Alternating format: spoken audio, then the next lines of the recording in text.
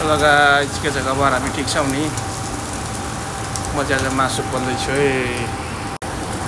हामी चाहिँ सुँगुरको मासु पोल्नुपर्छ है। मासु यसरी पोलाइछ।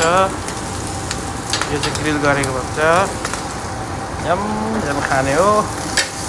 पोलेको मासु यसरी पोल्नुपर्छ। मासु पोलाइछ सुँगुरको। यो विदेशको मासु चाहिँ छाला हुन्न। छाला हुँदैन, हड्डी हुँदैन। बस हड्डी भनेको यो कुरकुरे हुन्छ। यति नै हो, यस्तो हुन्छ।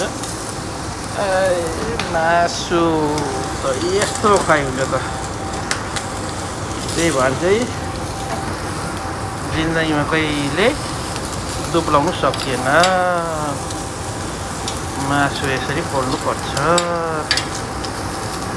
चट्टालाई उसिन्ने पहिला, हल्का उसिन्ने एकदम चट्टन्ने र त्यहाँबाट चाहिँ ग्रिल गर्ने, यसलाई भन्छ ग्रिल।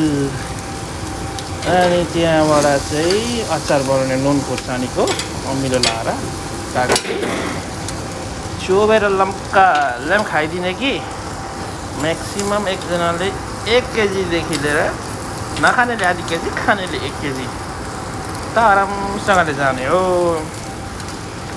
मासु यहाँ छ मासु।